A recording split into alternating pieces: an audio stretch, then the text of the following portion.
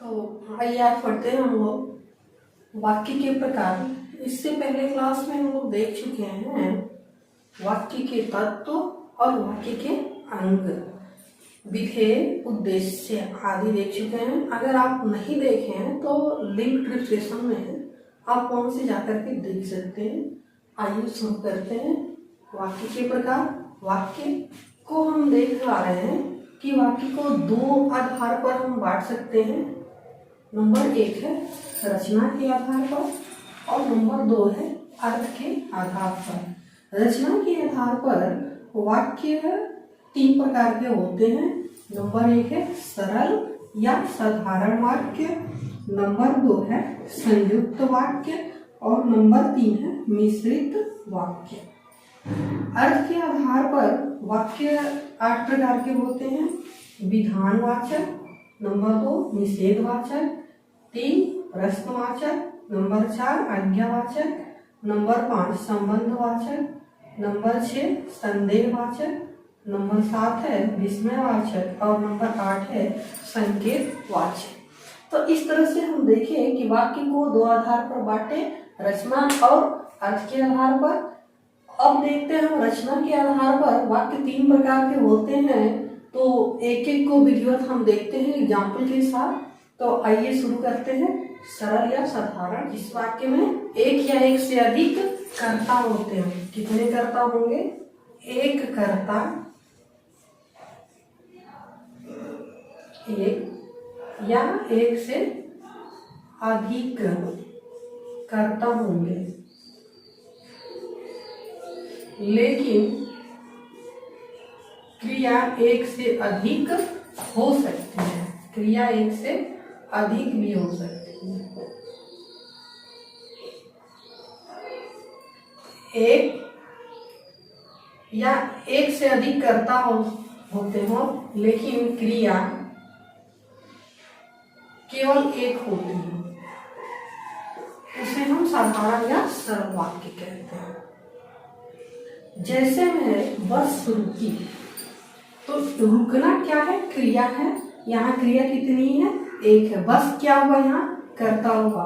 कर्ता कितना है? एक। और क्रिया कितनी है? एक। और यही कह रहा है कि इस वाक्य में एक या एक से अधिक कर्ता हो सकते हैं, लेकिन क्रिया केवल एक ही होगी, उसे सिंपल सेंटेंस, सरल या साधारण वाक्य कहते हैं।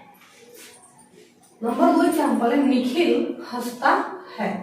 यहाँ हंसना क्या है? क्रिया है और निखिल क्या है? करता है। क्योंकि हंसने का काम कौन कर रहा है? निखिल कर रहा है। तो निखिल हंसता है, यहाँ पर निखिल करता हो गया और हंसना क्रिया हो गई। तो यहाँ एक कर्ता और एक क्रिया है, तो जहां पर एक कर्ता और एक क्रिया होता है वहां सरल वाक्य होता है। नंबर 3 एग्जाम्पल है इंदु को पुस्तक दो। अब यहाँ देना क्या है? क्रिया है। किसको पुस्तक दो? इंदु को। तो यहाँ एक क्रिया है और जहाँ एक क्रिया होती है वहां पर क्या होता है? सरल वाक्य होता है। माता जी ने नीतू को साड़ी दी। साड़ी दी, यहाँ देना क्या है? एक क्रिया है। किसने दिया? माता जी ने दिया। माता जी यहाँ क्या हो गई? एक कर्ता हो गया और देने का काम क्रिया भी एक हो गया। तो यहाँ भी हम देख रहे हैं कि एक कर्ता है और एक ही क्रिया है, और हम बताएंगे जहाँ एक कर्ता और एक क्रिया होती है वहां पर क्या होता है? साधारण या सरल वाक्य होता है। नंबर 5 आपका एग्जाम्पल है कि मोहन और सुरेश ने चोर को पीटा। मोहन और सुरेश ने चोर को पीटा। देखिए पीटना क्या है? यहाँ पर पीटना एक क्रिया है। पीटना क्या है? क्रिया है। और इस पीटना, इस क्रिया को कौन कर रहा है? मोहन और सुरेश। यानी पीटने का काम कौन कर रहा है? मोहन भी कर रहा है और सुरेश भी कर रहा है। तो पहला कर्ता कौन हुआ? मोहन, और दूसरा कर्ता कौन हुआ? सुरेश। तो हमने ऊपर बताया आपको कि एक से अधिक कर्ता हो सकते हैं। एक से अधिक कर्ता हो सकते हैं, लेकिन जो क्रिया है, क्रिया केवल कितनी रहेगी? एक। क्रिया केवल एक रहेगी, तो वहां सिंपल सेंटेंस, सरल वाक्य या साधारण वाक्य होता है। अब हम नंबर 2 देखते हैं संयुक्त वाक्य में दो सरल वाक्य होते हैं और बीच में वो योजकों के द्वारा जुड़ा होता है, उसे हम संयुक्त वाक्य कहते हैं। इसका संयुक्त वाक्य का और मिश्रित वाक्य का हम ट्रिक भी देखेंगे, तो लास्ट में वीडियो में बने रहिए लास्ट तक, लास्ट में हम ट्रिक भी देखेंगे। तो इस तरह से जानते हैं कि संयुक्त वाक्य में दो छोटे छोटे सिंपल सेंटेंस होते हैं, साधारण वाक्य होते हैं और वो क्या होते हैं, योजकों के द्वारा जुड़े होते हैं, उसे संयुक्त वाक्य कहते हैं। आइए एग्जाम्पल देखते हैं। बादल छाए और वर्षा होने लगी। अब देखिए बादल यहाँ क्या है, कर्ता है, छाए क्या है, क्रिया है। एक कर्ता और एक क्रिया, क्या हो गया, सिंपल सेंटेंस, साधारण वाक्य। वर्षा होने लगी, वर्षा होने लगी, इसमें भी क्या है, एक कर्ता है और एक क्रिया। इधर भी देखिए एक कर्ता और एक क्रिया है, इधर भी एक कर्ता और एक क्रिया है। ठीक है, तो यही बताया कि दो छोटे छोटे वाक्य, एक पहला छोटा वाक्य हो गया और एक दूसरा छोटा वाक्य हो गया, बीच में ये योजक के द्वारा जुड़ा हुआ है, तो इसे ही हम क्या कहते हैं, संयुक्त वाक्य कहते हैं। नंबर 2, रात बीत गई और सुबह हो गई। रात बीत गई, अब बीत जाना है, बीत जाना है क्या है, क्रिया है। सुबह हो गई, हो जाना ये भी एक क्रिया है। तो ये भी एक छोटा वाक्य है और ये भी एक छोटा वाक्य है और बीच में ये क्या लगा है, एक योजक लगा हुआ है जो इन दोनों वाक्यों को क्या कर रहा है, जोड़ने का काम कर रहा है, इसलिए क्या है, संयुक्त वाक्य, कंपाउंड सेंटेंस है। नंबर 3 एग्जाम्पल है कि मोहन मुंबई गया। मोहन मुंबई गया, गया क्या है, क्रिया है, मोहन क्या है, कर्ता है। एक कर्ता और एक क्रिया। सतीश पंजाब गया, सतीश पंजाब गया और गया भी क्या है, ये भी एक क्रिया है और सतीश क्या है, कर्ता। एक कर्ता और एक क्रिया, यहाँ भी एक कर्ता और एक क्रिया। ठीक है, तो एक कर्ता और एक क्रिया, छोटा वाक्य यानी सिंपल सेंटेंस हो गया, ये भी एक सिंपल सेंटेंस हो गया और दोनों को जोड़ने का काम क्या कर रहा है ये, और जो शब्द है यहाँ वह भी कर सकते हैं। मोहन मुंबई गया और सतीश पंजाब गया। ठीक है, और का एग्जाम्पल देख चुके हैं ऊपर। तो वह जो है ये क्या कर रहा है, दोनों उपवाक्यों को यानी छोटे वाक्यों को जोड़ने का काम कर रहा है, इसलिए ये क्या है, संयुक्त वाक्य है। आप पहले आराम करेंगे या आपके लिए भोजन लाऊं। आप पहले आराम करेंगे, आराम करेंगे क्या है, करेंगे, आराम करेंगे क्या है, क्रिया है। कौन आराम करेगा, आप। तो यहाँ एक कर्ता और एक क्रिया हो गया। या आपके लिए भोजन लाऊं, लाना क्या है, ये क्रिया है, किसके लिए, आपके लिए। तो यहाँ भी हम देख रहे हैं कि एक कर्ता एक क्रिया इधर है और एक कर्ता एक क्रिया इधर है और बीच में या जो शब्द है ये योजक है जो दोनों छोटे छोटे यानी दो साधारण वाक्यों को जोड़ने का काम कर रहा है। तो ये रहा आपका संयुक्त वाक्य। अब नंबर 5 एग्जाम्पल देखते हैं। तुम नहीं जा सकते तो सुमित को भेज दो। जा सकते क्रिया है, कौन, तुम, यानी एक कर्ता और एक क्रिया इधर हो गया।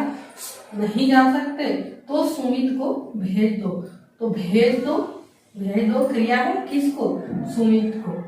तो एक कर्ता और एक क्रिया इधर भी है और एक कर्ता एक क्रिया इधर भी है और बीच में जो दो शब्द लगा है ना, ये क्या है, एक योजक है जो क्या कर रहा है, इन दो छोटे छोटे उपवाक्यों को यानी साधारण वाक्यों को जोड़ रहा है। तो ये हो गया आपका क्या, संयुक्त वाक्य। अब हम नेक्स्ट देखते हैं मिश्रित। नंबर 3 है मिश्रित वाक्य।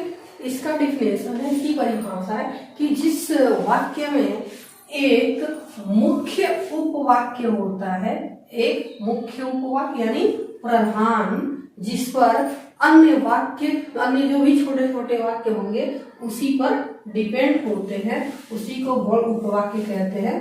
तो वही कह रहा है कि ऐसा वाक्य जिसमें एक मुख्य उपवाक्य होता है, प्रधान उपवाक्य होगा और अन्य जो भी छोटे छोटे वाक्य होंगे, गौण उपवाक्य होंगे, वो मुख्य उपवाक्य पर क्या होगा, आधारित होगा, उसी पर डिपेंड होता होगा और बीच में योजक लगे होते होंगे, उसे हम मिश्रित वाक्य कहते हैं।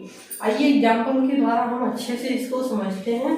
मैं जानता हूँ कि तुम्हारे अक्षर अच्छे नहीं हैं।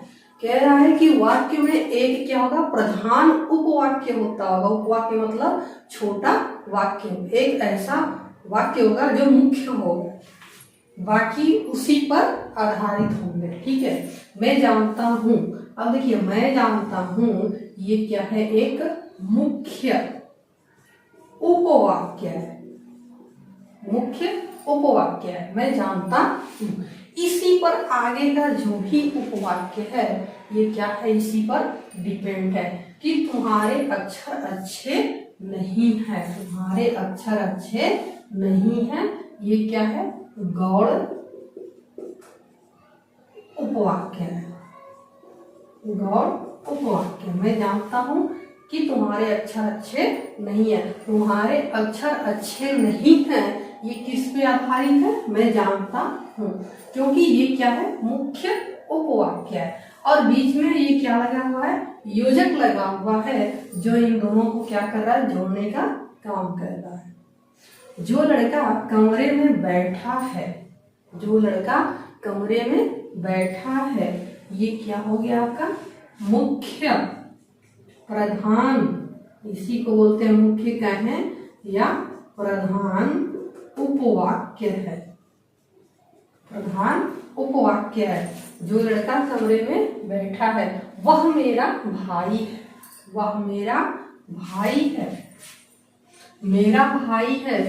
केवल इतना कहते हैं, आगे का हम हटा देते हैं, मेरा भाई है, तो इसका कोई अर्थ स्पष्ट नहीं हो रहा है कि इसका क्या अर्थ है। वहीं पर जब हम इस प्रधान उपवाक्य को इसके साथ लेते हैं कि जो लड़का कमरे में बैठा है वह मेरा भाई है, तो मेरा भाई है किस पे डिपेंड है, इस मुख्य उपवाक्य पर डिपेंड है। ठीक है, जो परिश्रम करता है उसे सफलता मिलती है, सफलता मिलती है। ये क्या है, गौण उपवाक्य है, ये क्या है, गौण उपवाक्य है, सफलता मिलती है। अब केवल हम इतना कहते हैं कि सफलता मिलती है, तो इसका कोई अर्थ स्पष्ट नहीं हो रहा है कि क्या मिलती है, किसको सफलता मिलती है, कुछ भी स्पष्ट नहीं है। तो ये किस पर डिपेंड है, इस पर जो परिश्रम करता है। ये क्या है आपका, प्रधान कहें या मुख्य कहें, उपवाक्य है, प्रधान या मुख्य उपवाक्य है। इसी पर ये वाक्य क्या है, डिपेंड है, इसीलिए इसको क्या कहते हैं, मिश्रित वाक्य कहते हैं। अब आइए हम संयुक्त वाक्य और मिश्रित वाक्य का ट्रिक देखते हैं कि हम कैसे पहचानते हैं। ट्रिक संयुक्त वाक्य और मिश्रित वाक्य का। संयुक्त वाक्य का ट्रिक है कि दो उपवाक्यों के बीच क्या कह रहा है, कि दो उपवाक्यों के बीच यानी दो छोटे छोटे वाक्यों के बीच अगर और, एवं, तथा या अथवा, इसलिए, अतः, फिर भी, तो, किंतु, परंतु, लेकिन, पर, इसमें से कोई भी शब्द अगर लगा हो तो वह संयुक्त वाक्य होगा।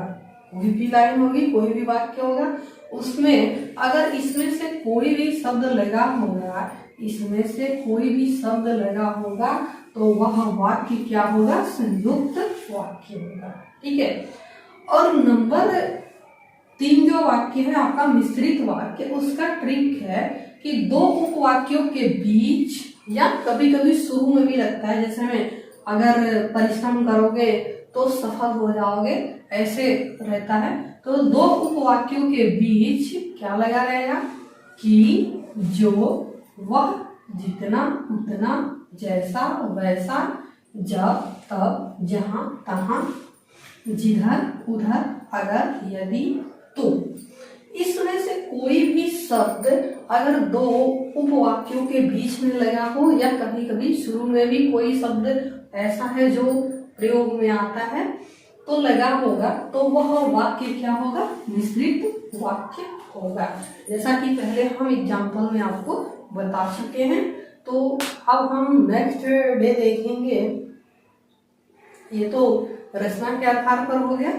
अब नेक्स्ट डे हम नेक्स्ट क्लास में इसके और भी वाक्य का जो दूसरा प्रकार था अर्थ के आधार पर, उसको हम देखेंगे और